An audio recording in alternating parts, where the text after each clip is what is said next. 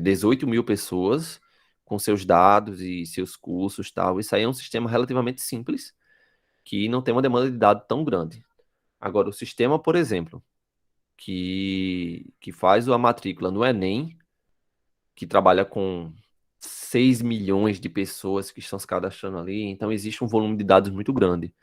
Então, as linguagens que são recomendadas para isso, a linguagem R, para a gente trabalhar com dados, e linguagem Python. Ela lê algoritmos, tá bom? De cima para baixo e da esquerda para a direita. Ela lê algoritmos da mesma maneira que a gente lê as nossas páginas em texto. De cima para baixo, da esquerda para a direita. Tá bom? Então, por isso que a gente coloca mais na parte de cima do código alguma coisa lá, e lá embaixo a gente coloca mais alguma coisa. Primeiro ela executa o que está em cima, depois o que está embaixo.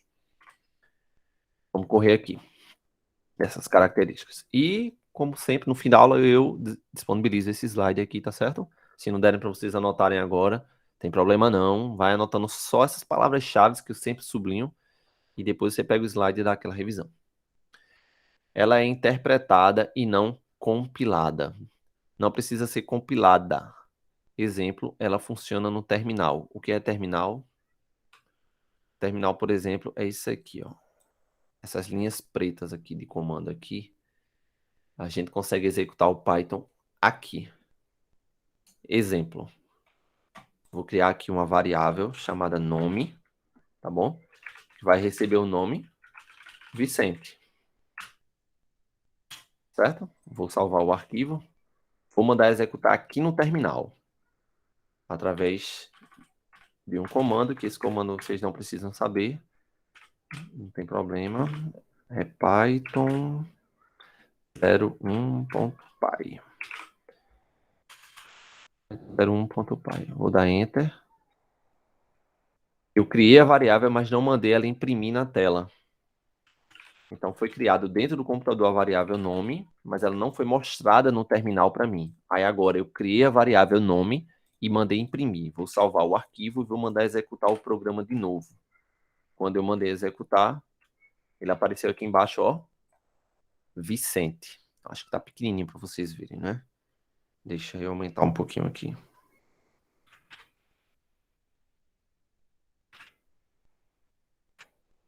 Pronto. Aqui. Certo? Então, conseguimos executar ela direto no terminal. Então, ela é interpretada pelo terminal e não compilada. Compilada seriam linguagens que a gente pega o programa, transforma em um arquivo .exe, por exemplo, aqueles arquivos executáveis. E depois que ele é compilado em um arquivo como esse, a gente dá 2 cliques nele e ele abre. Tá bom? Prosseguindo. Já que ela é interpretada, tem os interpretadores de comando que realizam uma ação como aquela que eu mostrei para vocês agora, que é imprimir meu nome. Ela é também uma linguagem de script, tá bom? E o que é script? É um trecho de código escrito. Esses scripts são imperativos, ou seja, eles executam apenas ordem que a gente dá a ele. Ou seja, naquele script que eu fiz aqui, eu criei uma variável e mandei, através do script, imprimir na tela. E foi o que ele fez. Tá bom? Eles podem ser importados através de bibliotecas, que são códigos padrões que podemos importar. Então, se a gente vem aqui e coloca assim, ó, número igual a 2. Número 2 igual a 7. Número 1 e número 2. São duas variáveis. Já já a gente aprende o que é variável. Número 1 e número 2. Se eu quero somar os dois, eu posso fazer assim, ó. Número 1 mais número 2. Vou salvar aqui e vou mandar ele executar. Ele apareceu aqui embaixo. 9. Então, ele executou para mim um cálculo simples. Só que quando eu preciso executar um cálculo mais complexo, existem bibliotecas que são sequências de códigos parecida com essa aqui, ó. Então, essa aqui, eu poderia salvar isso aqui como uma biblioteca, que seria um arquivo, ou vários arquivos que executam uma sequência de código para mim, e outra pessoa pode se utilizar disso aí. Tá certo? É como se fosse realmente uma biblioteca mesmo. Imagina uma biblioteca onde você pode usar todo o conhecimento de um livro, apenas pegando ele e colocando dentro do seu TCC, por exemplo. Né? Não precisa nem ler, é só pegar e colocar. Você não precisa nem saber direito o que tem lá dentro. Então é basicamente isso. O Python, a gente pode utilizar bibliotecas que executam certos comandos e são mostrados para a gente pode utilizar esses comandos dentro dos nossos scripts. Essas bibliotecas são códigos-fontes abertos, tá bom? E eles são mantidos pela Fundação Python. Código-fonte aberto é porque, assim, não é vendido, tá bom? Todo mundo pode se utilizar. Todo mundo comigo aí? Quem aqui já tinha estudado Python, pessoal? Fala aí no chat, só para ter uma noção. Todo mundo deixou para a última hora, todo mundo já tinha desistido, que eu acho que você já desistiram também. Eu não estudei, professor. Aí. A maioria desiste, né? Porque assim, o assunto mais difícil. Pensei que eu social para comer. Você é um assunto mais difícil e a pessoa não sabe nem por onde começar, né? Aí você vai deixando para depois. É normal isso, né? Dentro dos editais, a gente deixar às vezes mais difícil para depois, ou o que a gente não sabe, né? Às vezes não é nem tão difícil, né? Só por a gente não saber do que se trata, a gente vai deixando para depois. Então, com essa aula aqui, que vocês respondendo um ou outro exercício, vocês vão fazer uma boa prova. Caindo uma ou duas questões lá, vocês vão desenrolar. Lembrando que eu presumo, pela quantidade de questões que foi dita no edital, né? Dos blocos, que vai cair em torno de 12. Não menos que 10. Não menos que 10. Senão não estaria um edital tão grande assim. Tá bom? O que aconteceu com o CFO, só abrindo parênteses aqui, caíram 4 questões, e me corrija se eu estiver errado aí, ou foram 5. Quem fez o CFO PM daqui agora? Ou foram 4 ou foram 5 questões. Dentro de 17 disciplinas. É um absurdo de matéria, certo? Esse CFO foi fora da curva. Eu acredito sim que eles erraram nessa quantidade de matérias. 17, caíram 5 de informática. 5 ou 4. Neste nosso concurso tem, se eu não me engano, 12 matérias, são 14. Então, o grupo que informática tá é um grupo que tem muitas questões. Então, mínimo 10 questões, tá certo? E pode ser que venha uns 18 aí, tá bom? Características de Python. Mais características aqui. Ele é multiplataforma, tá bom? Ou seja, funciona em vários sistemas operacionais, Windows, Mac, Linux. Ele tem uma tipagem dinâmica e forte. Não precisa declarar o tipo das variáveis antes de atribuir um valor a ela. Quando eu coloquei aqui, ó, o que é tipagem dinâmica? Quando eu disse que nome recebe Vicente, eu estou dizendo que nome aqui está recebendo uma string, é um tipo de dado, que a gente vai ver já já. Quando eu digo que número recebe 2, esta variável aqui está recebendo um número inteiro, automaticamente. Eu não tive que dizer aqui, ó, este número, essa variável, ela é do tipo string, e essa variável aqui é do tipo int.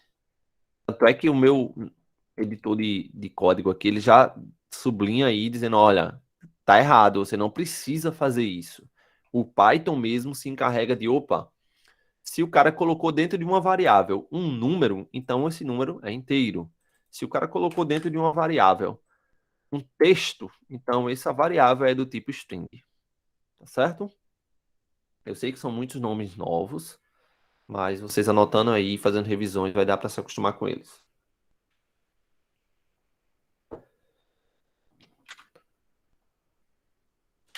Então, outra coisa também é que ele é case sensitive. E que danado, professor, é case sensitive. O nome de uma variável aqui, ó. Nome. Vamos dizer que isso aqui é o nome de uma variável, tá certo? Chamada nome. Ela é diferente de nome assim, ó. Ou seja, esta primeira tem um N maiúsculo. Então, para a linguagem de programação, letras maiúsculas e minúsculas são totalmente diferentes, vai tornar palavras diferentes, tá bom? Isto é case sensitive. Se vir esse nome estrambólico aí na sua prova, você já vai saber o que é. E aí a questão aqui, ó, da lógica de programação, que a gente tem que entender. Isso aqui se encaixa em toda a linguagem de programação. A gente vai usar a álgebra booleana. Como é que vocês estão em raciocínio lógico, hein? Todo mundo estudando? O que complica um pouco para mim é ler esse nome. Que nome, Abdias? Tá pequeno a letra aqui ou não tô entendendo? Fala aí.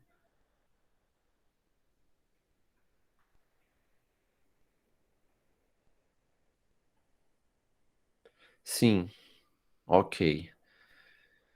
Linguagem de programação, quase tudo é em inglês, tá bom? Tanto é que na faculdade a gente tem uma cadeira de inglês técnico. Não são muitas palavras, não, tá certo? Tem um limite ali, não são, sei lá, 200 palavras em inglês que você tem que saber. Existe um conjunto de umas 20 ali que são bem comuns, certo? São bem comuns mesmo. Por exemplo, true e false, verdadeiro e falso. Assim, lógico, estudo pouco. Tô mal, Roberta? É assim, lógico, tá dentro das matérias básicas, né? Tem que dar um gásinho aí também, todo mundo aí. Então é isso, Abdias. A gente vai ter que aprender essas palavrinhas, tá bom? É interessante você anotar aí, anotar o significado dela, para a gente conseguir resolver questões. Então, a álgebra booleana, tá bom? São expressões que, após serem resolvidas, sim, case sensitive. Volto sim. Bora explicar no código, tá bom?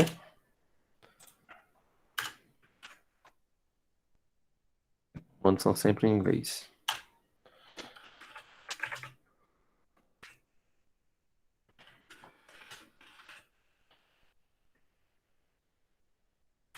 Vê só, Paloma.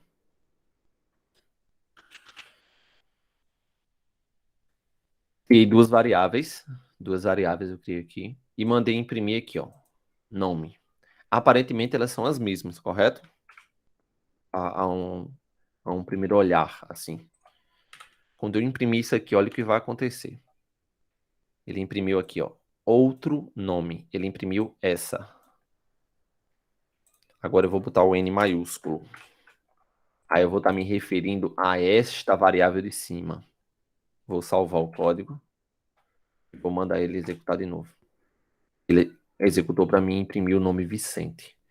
Case sensitive são sistemas, são linguagens de programação que são sensíveis. Vamos pegar a origem do nome sensíveis a palavras maiúsculas e minúsculas.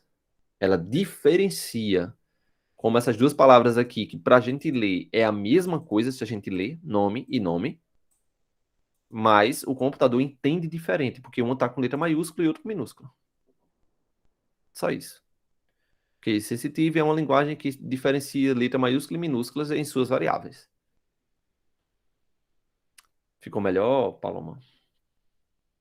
Show de bola. Pronto.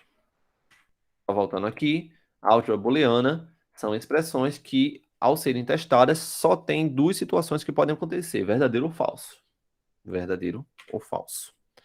Dentro da álgebra booleana, temos a disjunção, conjunção e negação.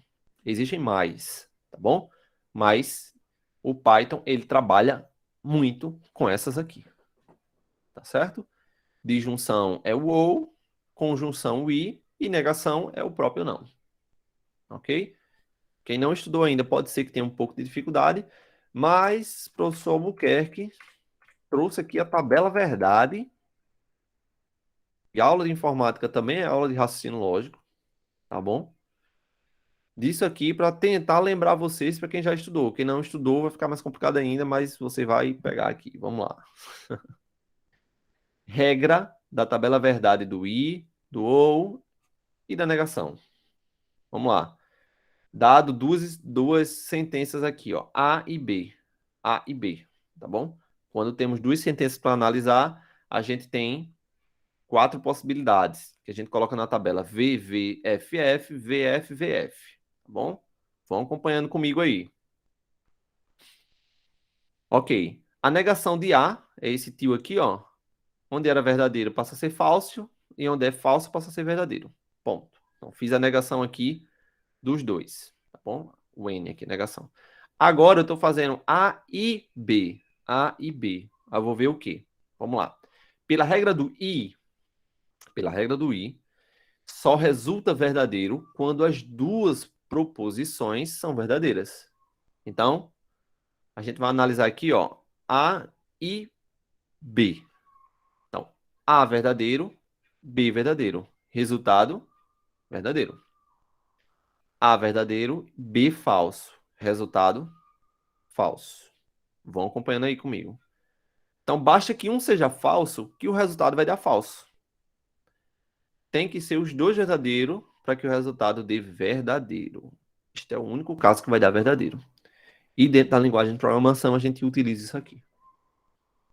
Certo? E agora, eu neguei a expressão toda aqui, ó. Eu neguei esse tio aqui, ó.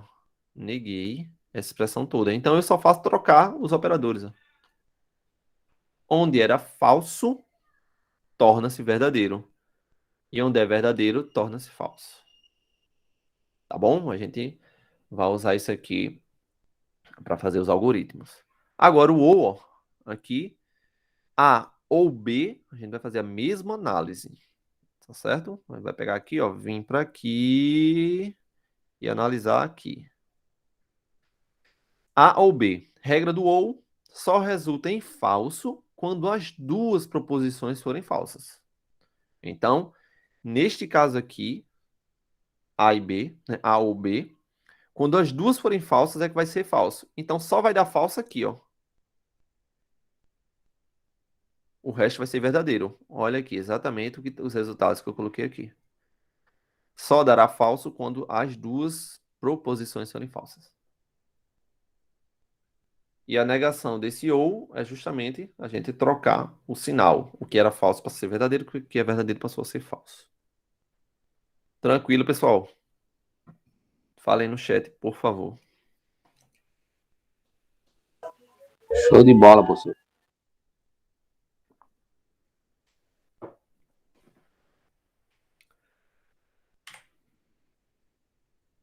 Vamos lá. Ainda bem que a aula fica gravada, né, professor Wendel? Professor Wendel, acho que não tá nem mais aí. Já complicou aqui, não foi, professor? Tô aqui, tô aqui. Nossa, tô muito emocionado. Informática e raciocínio lógico junto. Pensa. Ei! Ei, imagina quem tem dificuldade nos dois, professor. Que não é o caso de ninguém da turma, né? Tenho quase certeza. Quando tem dificuldade nos dois é complicado. Essa aula aqui já foi complicada, já dei, ela foi complicada, mas beleza. Mas é assim mesmo, pessoal. É complicado para todo mundo, tá bom? Todo mundo acha isso aqui complicado, não é vocês só não. Mas a gente vai desmistificando aqui e vocês vão aprendendo. Ó, agora vamos entrar na parte dos operadores. Operadores de quê? De comparação, tá bom?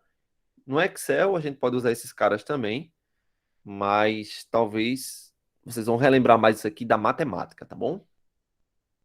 Matemática. Não se liguem com muito texto aí na tela, não, que a gente vai passar um a um e vocês vão aprender. Tranquilo. Ó, um dos operadores aqui, ó, operador de igualdade. Tá bom? Se é um operador de comparação, o que significa um operador de comparação, professor? Eu vou comparar uma coisa com outra.